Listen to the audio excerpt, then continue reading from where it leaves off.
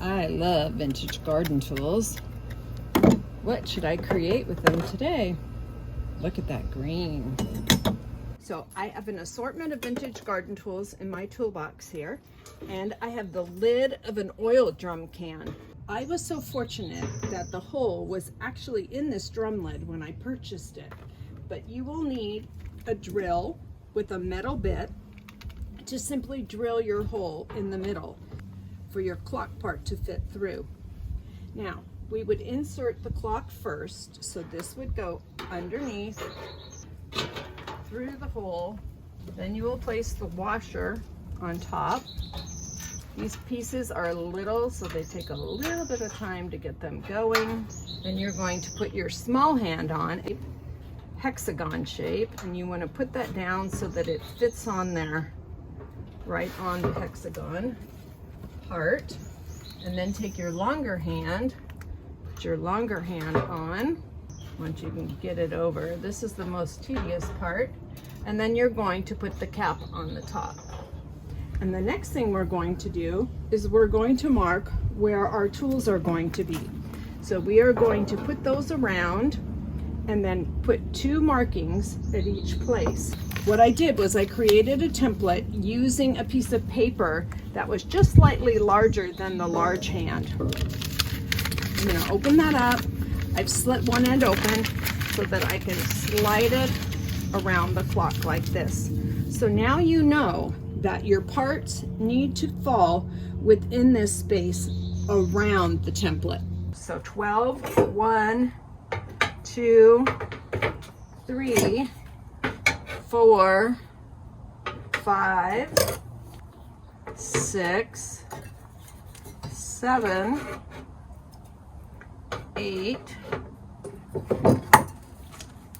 9, 10, and 11. So now they will all meet within this circumference of the template. Some of these tools are easier to attach than others, so they're all going to actually be attached a little bit differently. So for this one, we're going to put 4 dots, 1 on either side of the top of the handle, 1 on either side at the bottom of the handle, and then we're going to actually drill a hole through the handle itself. So now we're going to take a piece of wire and we're going to come up in through the hole. This way it will not be able to slide. So I've pulled my wire through each of the holes from the bottom, and I'm now going to insert this through the hole of the tool from the left side, and I'm going to put it into the hole on the right side, and I'm going to pull it down from the bottom. Now I'm going to do the same thing on the opposite side. I'm going to put it through the tool. Got to loosen it up a little bit. Pull it tight, put it through the hole on the opposite side, and now I will secure this on the bottom, and this will hold this perfectly in place. So now I have pulled my wire through the 2 holes on the back at the top, and I'm going to bring them up, cross them over, and put them through the opposite hole. Then I'm going to lift it up, and I'm going to twist this as tight as I can. Cross it over, put it back through the hole, and secure it on the back. Now after the 12, you want to do your 3, then we're going to do our 6 and our 9. Now your tools may be different than my tools, so you kind of just have to use your judgment as to how you're going to attach it. So this one I had to drill a hole through the handle. This one I'm going to put a little dot on the inside of this and one on the outside, and then another one down here towards the edge on either side. So I will attach this end and this end.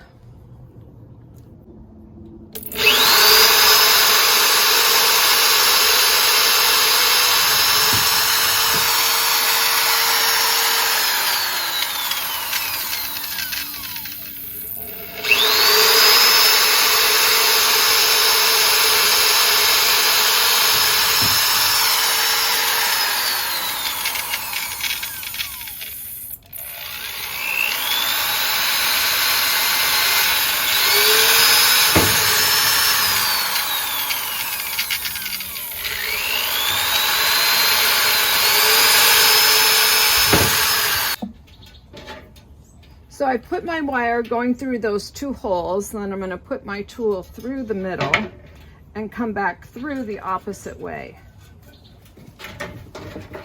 And then pull from the bottom on this side. And then I'm going to do the same thing on the other side. Push it through on the opposite side, and then you might want to go through a few times before you secure it.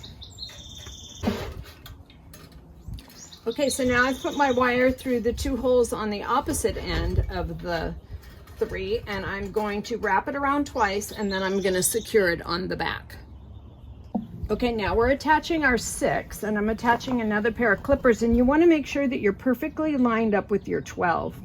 Okay, so I've got my 12, my 3, my 6, and my 9 all attached. Now I'm going to go ahead and I'm going to place all of my other tools where they are going to go.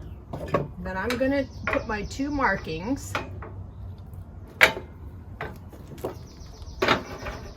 and attach these just like we did the rest. Again, your tools may be different and they may need to be attached differently, but just drill a hole or 2, figure out your wire, attach it, and twist it on the back.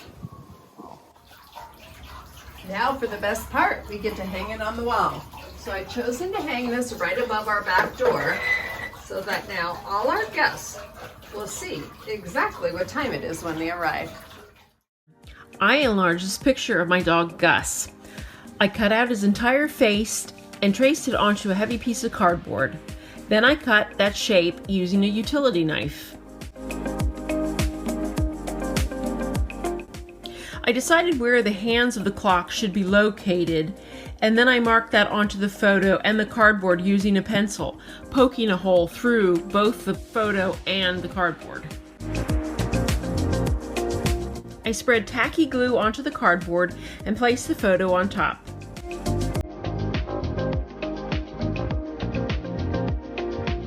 When the glue had dried, I poked the clock mechanism through the hole and attached the hands.